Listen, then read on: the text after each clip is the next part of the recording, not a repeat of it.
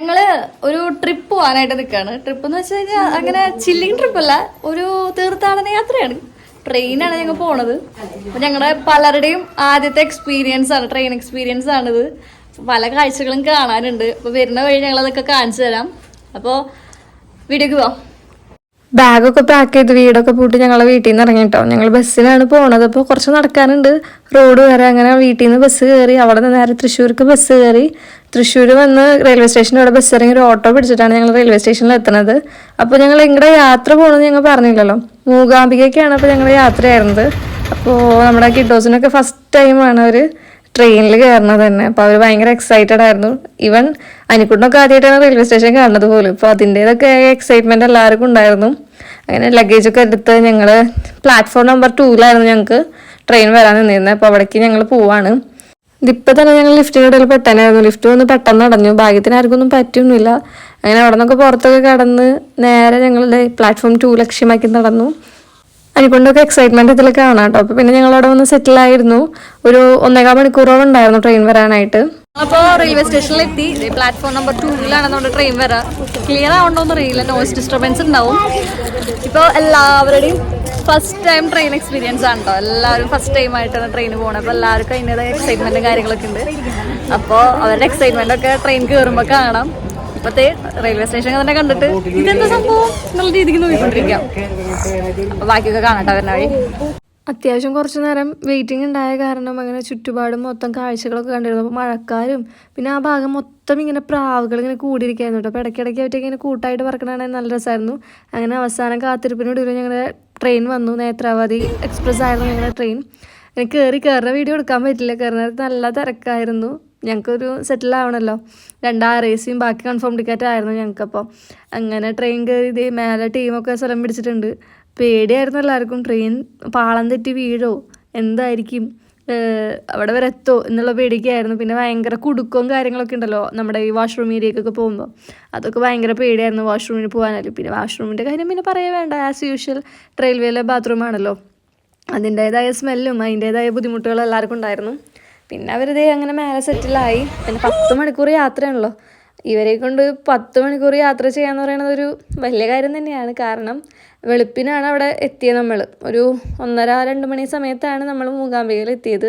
അത് മൂകാംബിക റൂട്ടിൽ എത്തിയിട്ടുണ്ടായിരുന്നല്ലോ, ബൈന്ദൂർ എന്ന് പറഞ്ഞിട്ട് അവിടെയാണ് നമ്മൾ ഇറങ്ങിയത്. അവിടെ നിന്ന് വീണ്ടും ഒരു 1.5 മണിക്കൂറിൻ്റെ യാത്ര നമുക്ക് വണ്ടിയിലുണ്ടായിരുന്നു. അങ്ങനെ കാഴ്ചകളൊക്കെ കണ്ട് ഞങ്ങൾ നേരം വിളിപ്പിച്ചു എന്ന് വേണമെങ്കിൽ പറയാം.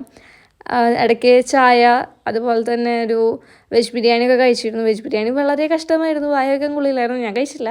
പിന്നെ രാത്രിക്കുള്ള ഫുഡ് നമ്മൾ ഇവിടെ നിന്ന് ക്യാരി ചെയ്തിട്ടുണ്ടായിരുന്നു. ചപ്പാത്തിയും അതുപോലെ തന്നെ സാമ്പാറും പിന്നെ ഉരുളക്കിഴങ്ങ് കറിയൊക്കെ ഉണ്ടായിരുന്നു. അങ്ങനെ മനോഹരമായ കാഴ്ചകളൊക്കെ കണ്ട് നടക്കായിരുന്നു. മഴ പെയ്തായിരുന്നേ ഫുള്ളിങ്ങനെ എല്ലാ പുഴയിലൊക്കെ വെള്ളം നിറഞ്ഞ് കാണാനൊക്കെ ഭയങ്കര രസമായിരുന്നു. അങ്ങനെ ലാസ്റ്റ് 2 മണി സമയമൊക്കെ ആയപ്പോഴേക്കും ഞങ്ങളെല്ലാവരും എണീപ്പിച്ച്, ഉറങ്ങണോടത്തുനിന്ന് എണീപ്പിച്ച് ഞങ്ങൾ ഇറങ്ങി. ലാസ്റ്റ് അവിടെ എത്തിയപ്പോൾ വലിയ കുഴപ്പമൊന്നും ഉണ്ടായിരുന്നില്ല, അവിടെ മഴയൊന്നും ഉണ്ടായിരുന്നില്ല, നല്ല ക്ലൈമറ്റ് ആയിരുന്നു. പിന്നെ രാത്രി ആയതുകൊണ്ട് ബസ് ഉണ്ടായിരുന്നില്ല കേട്ടോ. അപ്പോൾ നമ്മൾ എന്താ ചെയ്തതെന്ന് വെച്ച് കഴിഞ്ഞാൽ ഒരു ടാക്സി ഹയർ ചെയ്യാണ് ചെയ്തത്. ഞങ്ങൾ 10 പേരും കൂടി ഒരു 1200 രൂപയോളാണ് വന്നത് ഞങ്ങൾക്ക് ടാക്സി ചാർജ്. നേരെ ഞങ്ങളെ കൊണ്ട് ഹോട്ടലിൽ ഇറക്കി. അപ്പോൾ അങ്ങനെ നേരം വെളുത്ത് നമ്മുടെ ഹോട്ടലിൻ്റെ അകത്തുനിന്നുള്ള വ്യൂ ആണ് ഈ കാണുന്നത്. നല്ല ഭംഗിയുണ്ടായിരുന്നു കാണാനായിട്ട്, ഭയങ്കര പ്ലസൻറ്റ് വ്യൂ ആയിരുന്നു. ഭയങ്കര സാറ്റിസ്ഫൈയിങ് ആയിരുന്നു. എന്താ പറയണ്ടേന്ന് അറിയില്ല, അത് കണ്ടപ്പോൾ തന്നെ ഭയങ്കര ഹാപ്പി ആയിരുന്നു എല്ലാവരും. ഞങ്ങളൊരു 3 മണിയായി ഹോട്ടലിൽ വന്നപ്പോൾ ഒരു 1 മണിക്കൂർ 1.5 മണിക്കൂർ കഷ്ടിച്ച് ഉറങ്ങിയിട്ടുള്ളൂ. 5:30 ആയപ്പോഴേക്കും വീണ്ടും കുളിച്ച് കഴിഞ്ഞിട്ട് റെഡി ആയി. ഇതേ കണ്ടോ, ഇതാണ് എൻ്റെ ഔട്ട്ഫിറ്റ്. എങ്ങനെയുണ്ട് എൻ്റെ ഔട്ട്ഫിറ്റ്? എല്ലാവർക്കും ഇഷ്ടമായെങ്കിൽ പറ കേട്ടോ. ിട്ട് അമ്പലത്തിൽ പോകാൻ നിൽക്കാണ്. ഞാൻ അതിനനുസരിച്ച് ബാക്കിലുണ്ട് നമ്മുടെ ടീംസ് എല്ലാവരും ഉണ്ട്. അപ്പോൾ മൂകാംബികയിൽ എൻ്റെ 2ാമത്തെ വട്ടമാണ്, പക്ഷെ ഇവരുടെ ആദ്യത്തെ വട്ടമാണ് ട്രെയിനിലൊക്കെ ആയിട്ട്. അപ്പോൾ ഞങ്ങൾ ഇന്നലെ വന്നപ്പോൾ ഭയങ്കര ലേറ്റായി. 1:30ക്ക് സ്റ്റേഷൻ എത്തുമെന്ന് പറഞ്ഞിട്ടും ഞങ്ങൾ റെയിൽവേ സ്റ്റേഷനിൽ എത്തിയത് 2 മണിയൊക്കെ ആയി. അവിടെ നിന്ന് പിന്നെ ഞങ്ങളൊരു ടാക്സി വിളിച്ച് ഇവിടേക്ക് നമ്മുടെ റൂമിലേക്ക് എത്തിയപ്പോൾ ഒരു 3 മണി സമയമൊക്കെ ആയിട്ടുണ്ടായിരുന്നു. പിന്നെ അവിടെ നിന്ന് ഒരു ചായയൊക്കെ കുടിച്ച് ഞങ്ങൾക്ക് ഇടുന്നു. അതുകൊണ്ട് റൂമൊന്നും ഇങ്ങനെ ക്ലിയർ ആയിട്ട് കാണിച്ചു തരാൻ പറ്റിയില്ല. 2 റൂം എടുത്തു. പിന്നെ സീസൺ ടൈം ആയൊക്കെ പറഞ്ഞാൽ നല്ല പ്രൈസി ആയിരുന്നു റൂമൊക്കെ. എന്നാലും കുഴപ്പമുണ്ടായിരുന്നില്ല. പിന്നെ അധികം നേരം ഉറങ്ങാനൊന്നും പറ്റിയില്ല. ഒരു 1 മണിക്കൂറൊക്കെ കഷ്ടിച്ച് ഉറങ്ങി. പിന്നെ എനിക്ക് കുളിച്ച് ഞങ്ങൾ വേഗം റെഡിയായി. ഞങ്ങൾ ഇപ്പോൾ പോകാൻ നിൽക്കുകയാണ്. അപ്പോൾ അമ്പലത്തിൻ്റെ ടീംസ് ഒക്കെ റെഡി ആയിട്ടുണ്ട്. ഞങ്ങൾ അമ്പലത്തില് ഞങ്ങളുടെ ഫോഗ് കണ്ടിരുന്നു. നിങ്ങളപ്പുറത്ത് നല്ല ഫോഗ് ഉണ്ട്. ഇവിടെ നല്ല വ്യൂ ആണ് ഞങ്ങളുടെ റൂമിന്റെ ഫ്രണ്ടിൽ തന്നെ. ഞങ്ങൾ ഇത്രയും പ്രതീക്ഷിച്ചില്ല. രാത്രി ഒന്ന് കയറുമ്പോൾ ഇതൊന്നും പ്രതീക്ഷിച്ചില്ല. പക്ഷെ ഫ്രണ്ടിൽ ഫുള്ള് ഇങ്ങനെ മലനിരകളും ഫോഗും ഒക്കെ ആയിട്ട് നല്ല രസമാണ്. പിന്നെ ഞങ്ങൾ കുടജാത്രി പോകാമെന്ന് വിചാരിച്ചിട്ടുണ്ട്. അപ്പോൾ വേഗം അമ്പലത്തിൽ പോയി തൊഴുത് വന്നിട്ട് വേണം ഞങ്ങൾക്ക് കുടജാത്രയിൽ പോകാനായിട്ട്. അവിടെ ഞങ്ങൾക്ക് എക്സ്പീരിയൻസ് ചെയ്യണം. അതൊക്കെ ഞങ്ങൾക്ക് ഫസ്റ്റ് ടൈമാണ്. ഞാൻ കഴിഞ്ഞ പ്രാവശ്യം വന്നെങ്കിൽ കൂടി എനിക്ക് കുടജാത്രി പോകാൻ പറ്റിയിട്ടുണ്ടായിരുന്നില്ല. കണ്ടോ ഗൈസ്, ഇതാണ് ഇവിടെ നിന്നുള്ള വ്യൂ. നല്ല നല്ല അടിപൊളി വ്യൂ ആണ്. കണ്ടോ, നല്ല മലനിരകൾ, കുടജാദ്രി ഹിൽസ്, പിന്നെ എന്താ പറയാ ഫോഗി മോർണിംഗ്. നല്ല രസമാണ് ഇവിടെ നിന്ന് കാണാനായിട്ട് വ്യൂ ഒക്കെ. ആ അമ്പലത്തിൽ പോണതിന് മുന്നേ ഞങ്ങൾക്ക് ബ്രേക്ക്ഫാസ്റ്റും കൂടി കഴിക്കാനുണ്ട്. അതും കൂടി കഴിച്ചിട്ട് വേണം ഞങ്ങൾക്ക് പോകാനായിട്ട്. ബാക്കി ആരും എപ്പോഴാണ് ലേറ്റ് ആയിട്ടുണ്ടാവുള്ളൂ എന്ന് തോന്നുന്നു. അപ്പോൾ അതിന് മുന്നേ ബ്രേക്ക്ഫാസ്റ്റ് ഒക്കെ കഴിച്ച് എല്ലാ കാര്യങ്ങളും റെഡി ആക്കിയിട്ട് വേണം അമ്പലത്തിലൊക്കെ പോകാനായിട്ട്. അപ്പോൾ ഞങ്ങൾ ഹോട്ടലിൽ നിന്ന് ഇറങ്ങി നേരെ അമ്പലത്തേക്ക് പോകാനായിട്ട്. അപ്പോൾ പോണ വഴിയിൽ മുല്ലപ്പൂ വിൽക്കണ ചേച്ചിനെ കണ്ടു. അപ്പോൾ മുല്ലപ്പൂ കാണുമ്പോൾ എന്തായാലും വേണമല്ലോ. അപ്പോൾ ഒരു മുഴം മുല്ലപ്പൂ വാങ്ങിച്ചു. അങ്ങനെ എല്ലാവരും മുല്ലപ്പൂ വാങ്ങിച്ചിട്ടുണ്ടായിരുന്നു. അങ്ങനെ തലയിലൊക്കെ ചൂടി ഞങ്ങൾ തരുണി മരുണികളായിട്ട് പോണ വഴിയിലാണ് ഈ ഒരു പശുക്കുട്ടനെ കണ്ടത്. ഇവിടെ നിറച്ച് പശുക്കളാണ് കേട്ടോ. എവിടെ തിരിഞ്ഞാലും പശുക്കൾ. അവർക്ക് ഇങ്ങനെ ഓണേഴ്സൊന്നുമില്ല. നമ്മുടെ അടുത്തേക്കൊക്കെ വരും, നമ്മൾ കഴിക്കുന്ന ഫുഡൊക്കെ കഴിക്കും. അവർ നമ്മൾ എന്തെങ്കിലും നമ്മുടെ കൈ കണ്ടുകഴിഞ്ഞാൽ നമ്മുടെ പിന്നാലെ ഇങ്ങനെ വന്നുകൊണ്ടിരിക്കും. പിന്നെ പോവില്ല. അതെല്ലായിടത്തും അങ്ങനെ തന്നെയാണ്. അങ്ങനെ ലാസ്റ്റ് ഒരു ഹോട്ടലിൽ കയറി ഞങ്ങൾ മസാല ദോശ, നെയ് റോസ്റ്റ് അങ്ങനെയാണ് കഴിച്ചത്. ഒരു 5 പേരുമ്പോൾ നെയ് റോസ്റ്റും 5 പേര് മസാല ദോശയാണ് കഴിച്ചത്. ഫുഡൊക്കെ ഇങ്ങനെ ആവറേജ് ഫുഡ് എന്നൊക്കെ പറയാൻ പറ്റുള്ളൂ. നമ്മുടെ നാട് വിട്ട് പോയി കഴിഞ്ഞ് കഴിഞ്ഞാൽ നമുക്ക് കിട്ടുന്ന ഫുഡിൻ്റെ കാര്യമൊക്കെ ഏകദേശം കണക്കൊക്കെ തന്നെയാണ്. പിന്നെ വിശപ്പുള്ളതുകൊണ്ട് കഴിച്ചു എന്ന് മാത്രം. അങ്ങനെ ഫുഡൊക്കെ കഴിച്ചിറങ്ങി ഞങ്ങൾ അധികം ലേറ്റ് ആക്കാൻ നിന്നില്ല. കുടജാദ്രിക്ക് പോകാൻ അല്ലെങ്കിൽ ലേറ്റ് ആവും. അത് കാരണം ഞങ്ങൾ വേഗം അമ്പലത്തേക്ക് വിട്ടു. അമ്പലത്തിൽ അധികം തിരക്കൊന്നും ഉണ്ടായിരുന്നില്ല കേട്ടോ. സുഖമായിട്ട് പോയി തൊഴാൻ പറ്റിയിരുന്നു. പോണ വഴിയിൽ ഇതുപോലെ കടകളൊക്കെ ഉണ്ടായിരുന്നു. പിന്നെ എന്താ പറയുക, അരവിന്ദൻ്റെ അതിഥികളെ കണ്ടിട്ടാണ് ഇവരൊക്കെ മൂകാംബികയോടുള്ള സ്നേഹവും പിന്നെ വരണം എന്നുള്ള ഒരു ആകാംക്ഷയും കൂടിയത്. അവിടെ വന്നപ്പോൾ ഇവർ സിനിമയെ കണ്ടത് മൂകാംബിക അല്ല ഇവിടെ ഇരിക്കുന്നത്. അപ്പം ഞാനത് ഓൾറെഡി പറഞ്ഞിട്ടുണ്ടായിരുന്നു, നിങ്ങൾ സിനിമയെ കണ്ട് മൂകാംബിക അല്ല ഇവിടെ നിങ്ങൾ കാണാൻ പോണെന്നുള്ളത്. ഈ പ്രത്യേകിച്ചും കടകൾ കാര്യങ്ങളതൊക്കെ സെറ്റ് ചെയ്തതാണല്ലോ. അതിന് വേണ്ടി ഉള്ളിൽ കയറി ഇവിടെ തിരക്ക് കാണുന്നുണ്ടെങ്കിലും അങ്ങനെ ഉള്ളിലേക്ക് ക്യൂ ഒന്നും വലിയ കാര്യമായിട്ടുണ്ടായിരുന്നൊന്നുമില്ല. പിന്നെ അതിൻ്റെ ഇടയിൽ പൂജയുടെ സമയമായിരുന്നു. അപ്പോൾ ഞങ്ങൾക്ക് ക്യൂവിലൊരു സ്റ്റക്ക് കിട്ടിയിട്ടുണ്ടായിരുന്നു. അത് മാത്രമായിരുന്നു ഞങ്ങൾക്ക് ആകെ നിൽക്കേണ്ടി വന്നത്. ബാക്കി സമയത്തൊന്നും നിൽക്കേണ്ടി വന്നിരുന്നില്ല. ഒരു 8 മണിക്ക് മുന്നേ ഞങ്ങൾ കയറിയതാണ്. 9 മണിയാകുമ്പോഴേക്കും ഞങ്ങൾ പുറത്തേക്ക് ഇറങ്ങി പ്രസാദമൊക്കെ വാങ്ങിച്ചത്. ഇതാണ് രഥം. ഇതിലാണ് ദേവീനെ എഴുന്നള്ളിക്കാറ്. പ്രത്യേക പരിപാടികൾക്ക് മാത്രമാണ് രഥത്തിൽ എഴുന്നള്ളിക്കാറുള്ളൂ. പക്ഷേ ഞാൻ കഴിഞ്ഞ പ്രാവശ്യം വന്നത് ആ സമയത്തായതുകൊണ്ട് എനിക്കത് കാണാനുള്ളൊരു ഭാഗ്യം ഉണ്ടായിരുന്നു. പിന്നെ ഞങ്ങൾ കുടജാദ്രിക്കുള്ള യാത്ര തുടങ്ങി. അവിടെ നിന്നൊരു ജീപ്പ് എടുത്ത് വന്ന് ഞങ്ങൾ കുടജാദ്രിക്ക് യാത്ര തുടങ്ങി. ഒരു 1.5 മണിക്കൂറോളം യാത്രയുണ്ട് കുടജാദ്രിയുടെ ഹൈക്കിംഗ് പോയിന്റിലേക്ക് എത്താനായിട്ട്. പിന്നെ അതിൻ്റെ ഇടയിൽ ആകെ ഒരു സ്റ്റോപ്പേ ഉള്ളൂ. ആ സ്റ്റോപ്പിൽ നിന്നാലും നമുക്ക് ഫുഡ് കാര്യങ്ങളൊക്കെ വാങ്ങാൻ പറ്റുള്ളൂ. അങ്ങനെ അവിടെ നിന്നൊക്കെ ഫുഡ് എന്ന് പറയുമ്പോൾ വെള്ളമാണ് കേട്ടോ മെയിനായിട്ട് വാങ്ങിച്ചത്. വേറെ ഒന്നുമല്ല, ട്രക്ക് ചെയ്യല്ലേ. ഇപ്പം നല്ലോണം വെള്ളം വേണം, പ്രത്യേകിച്ചും പിള്ളേരെ കൊണ്ട് പോകുമ്പോൾ. അങ്ങനെ ഞങ്ങൾ ട്രക്കിങ്ങൊക്കെ തുടങ്ങി. യാത്ര ഭയങ്കര വളവും ചെരിവുള്ള യാത്ര ആയതുകൊണ്ട് എല്ലാവർക്കും ഭയങ്കര മോഷൻ സിക്നസ് ഉണ്ടായിരുന്നു. തല കറങ്ങുന്ന പോലെ, ഛർദ്ദിക്കാൻ വരുന്നു എന്നുള്ള ഇത് പല സംസാരങ്ങളും ഉണ്ടായിരുന്നു. അതിൻ്റെ ഇടയിൽ നിർത്തിയപ്പോഴാണ് ഇവിടെയും ടീംസ് പശുക്കളാണ് മൊത്തം. അവർ ഞങ്ങളുടെ അടുത്ത് തന്നെയായിരുന്നു നിൽക്കണത്. ഇതായിരുന്നു ഞങ്ങളുടെ ജീപ്പ്. പിന്നെ ഈ ഓഫ് റോഡിലേക്ക് കയറി. ഓഫ് റോഡ് എന്ന് പറയുമ്പോൾ ഭയങ്കര ഓഫ് റോഡാണ്, ത്രില്ലിംഗ് ആണ്. പിന്നെ നമുക്ക് സീറ്റിലിരിക്കാൻ പറ്റില്ല, കാരണം അത്രയും അധികം കുലുങ്ങി എന്താ പറയുക ചാടിത്തുള്ളി അങ്ങനെയാണ് വണ്ടി പോയിക്കൊണ്ടിരിക്കണത്. അത്രയും അഡ്വഞ്ചറസ് ആയിട്ടാണ് നമ്മൾ പോയിക്കൊണ്ടിരിക്കണത്. ഈ സ്ഥലങ്ങൾ കണ്ടാൽ മനസ്സിലാവും, പ്രോപ്പറായിട്ടൊരു വഴിയൊന്നുമില്ല, ഫുള്ള് പാറക്കല്ല് കാര്യങ്ങളൊക്കെയാണ്. അതിൻ്റെ ഉള്ളിൽ കൂടെയാണ് നമ്മൾ ഈ വണ്ടി ഓടിച്ചൊരു പോണത്. നല്ല രസമായിരുന്നു കാണാനായിട്ട്. അങ്ങനെ നല്ല ഒരു എന്താ പറയുക, ഒരു 3/4 മണിക്കൂറോളം ഇതിൻ്റെ അകത്ത് കൂടെ തന്നെയായിരുന്നു. അത് കഴിഞ്ഞാൽ മേലോട്ട് എത്തുമ്പോൾ കിട്ടുന്ന വ്യൂ ഉണ്ടല്ലോ, അത് ഭയങ്കര ബ്യൂട്ടിഫുള്ളാണ്. സൈഡിൽ കൊക്ക പോലത്തെ സ്ഥലമാണ്, അതിൻ്റെ മേലെ കൂടെയാണ് നമ്മൾ ഈ വണ്ടി ഓടിച്ച് പോകണത്. അപ്പോൾ അതുമെന്ന് കിട്ടുന്ന വ്യൂ അതൊരു അടിപൊളി വ്യൂ തന്നെയാണ്. പിന്നെ ഇതിൻ്റെ ഒരു പാർട്ട് മാത്രമേ പറയാൻ പറ്റുള്ളൂ. ബാക്കി പാർട്ട് എന്ന് പറയുന്നത് മെയിനായിട്ട് ട്രക്ക് ചെയ്യുമ്പോൾ കിട്ടുന്ന ഒരു ഹാപ്പിനെസ് ആണ് കേട്ടോ. കാര്യം ട്രക്കിങ് കുറച്ച് ബുദ്ധിമുട്ടാണെങ്കിൽ കൂടി അത്യാവശ്യം 1.5 കിലോമീറ്ററോളം നടക്കാനുണ്ട്. കാരണം ഈ കുടജാദ്രി ഹിൽസ് നമ്മുടെ ശങ്കരാചാര്യരുടെ ഈ സർവ്വക്ത പീഠം ഇരിക്കുന്നത് ഒരു 1300 മീറ്ററിന് മേലെയാണ് സീ ലെവലിനേക്കാളും. അപ്പോൾ അതിൻ്റെ ബുദ്ധിമുട്ടുണ്ട് ട്രക്ക് ചെയ്യാനായിട്ട്. പിന്നെ കുത്തനെയുള്ള കയറ്റങ്ങളും കാര്യങ്ങളൊക്കെയാണ്.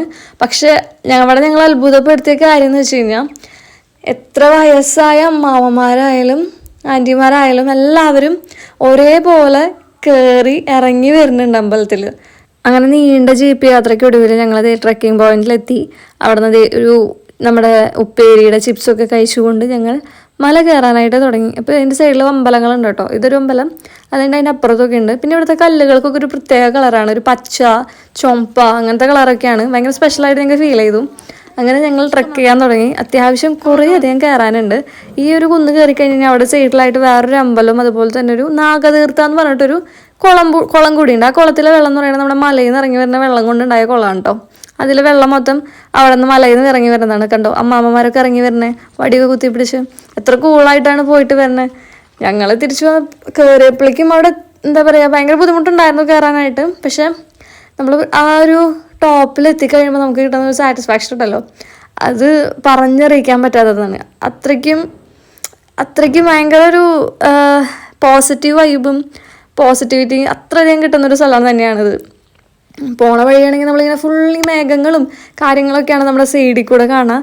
ശരിക്കും നമ്മൾ മേഘങ്ങളുടെ മുകളിൽ കൂടെ നടക്കുന്ന അവരായിട്ട് ഒരുമിച്ച് തൊട്ടൊരുമി നടക്കുന്ന ഒരു ഫീലാണ് നമുക്ക് അവിടെ നിന്ന് കിട്ടണേ.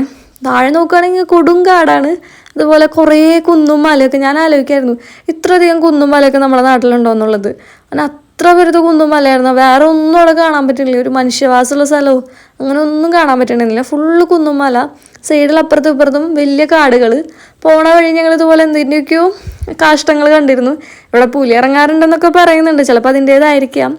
നല്ല എന്താ പറയുക, ചൂടുണ്ടെങ്കിൽ കൂടിയും അന്നങ്ങനെ വെയിലുണ്ടെങ്കിൽ കൂടിയും ഭയങ്കരമായിട്ട് ആരെയും എഫക്റ്റ് ഒന്നും ചെയ്തിരുന്നില്ല. അത് ഈ ഒരു ഭാഗത്തെത്തുമ്പോണ്ടല്ലോ AC-യുടെ ഒരു ഫീലിംഗ് ആണ് നമുക്ക്. ശരിക്കും ഭയങ്കര കൂളിംഗാണ്. നമ്മൾ അത്രയും അവിടെ നിന്നൊരു ഇത്തിരി വെയിലിൻ്റെ ചൂടുണ്ടാവും. പക്ഷെ ഇവിടേക്ക് എത്തിക്കഴിഞ്ഞ് കഴിഞ്ഞാൽ ഈ ഭാഗത്തു നിന്നുള്ള എന്താ കൂളിംഗ് ഉണ്ടല്ലോ, നമ്മൾ AC ഒന്നും ആവശ്യമില്ല, കാരണം അത്രയും കൂളിംഗ് ആണ്.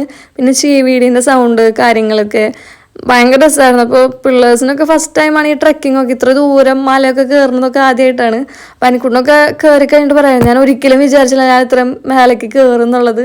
കയറുന്നല്ല, അവിടെ വരെ എത്തും എന്നുള്ളത് അവനൊരു ഉറപ്പുണ്ടായിരുന്നില്ല. അതുണ്ടാവും നല്ല കോടയൊക്കെ ആയിട്ട് നമുക്ക് അങ്ങോട്ട് ഒരു വ്യൂ തന്നെ കിട്ടണമല്ലോ. പക്ഷെ ഭയങ്കര രസമായിരുന്നു ഒക്കെ കയറണതായാൽ പോലും. ഞാനും കുങ്ങനും ഫസ്റ്റ് കയറി നടന്നുകൊണ്ട് ഞങ്ങളുടെ കയ്യിൽ വെള്ളമൊന്നും ഉണ്ടായിരുന്നില്ല.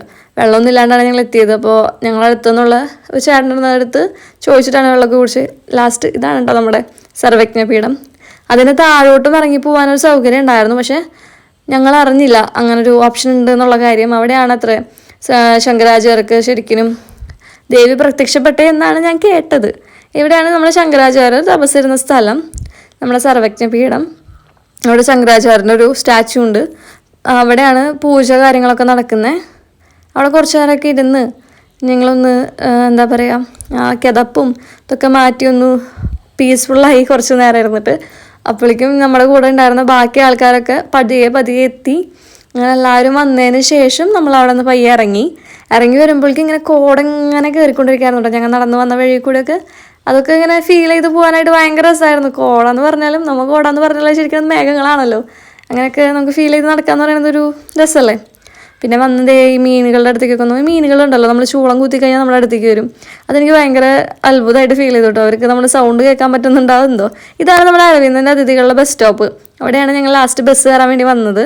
അവിടെ കുറച്ച് നേരം ഇരിക്കേണ്ടി വന്നു. ലാസ്റ്റത്തെ ബസ്സിനാണ് ഞങ്ങൾ കയറിയത് 6:45. കാരണം ഞങ്ങളുടെ ട്രെയിൻ ഏർലി മോർണിംഗ് 3:30 പക്ഷേ ട്രെയിൻ എന്താ 2 മണിക്കൂർ ഡിലേ ആയിരുന്നു. അപ്പോഴേക്കും നമ്മുടെ പിള്ളേരൊക്കെ നല്ല ഉറക്കമായിട്ടുണ്ടായിരുന്നു. അങ്ങനെ അവരെ വിളിച്ച് എണീപ്പിച്ച് ട്രെയിൻ വന്നത് 5:30 അപ്പോഴേക്കും സൂര്യനൊക്കെ ഉദിച്ച് തുടങ്ങിയിട്ടുണ്ടായിരുന്നു. ഞാൻ കയറി സെറ്റിലൊക്കെ ആയി. അത് വീടെത്താനായിട്ട് പോകുന്നു. ഇത് കണ്ണൂർ കണ്ട കണ്ടൽക്കാടുകളാണിത്. ആ വഴി ഞങ്ങൾ കോഴിക്കോടും കൂടി ഞങ്ങളുടെ തൃശ്ശൂർക്ക് എത്തിക്കൊണ്ടിരിക്കുകയാണ്. ചില യാത്രകൾ ഭയങ്കര അവിചാരിതമായിട്ടാണല്ലേ നടക്കുക. അതുപോലെ നടന്നൊരു അവിചാരിതമായ യാത്രയാണിത്.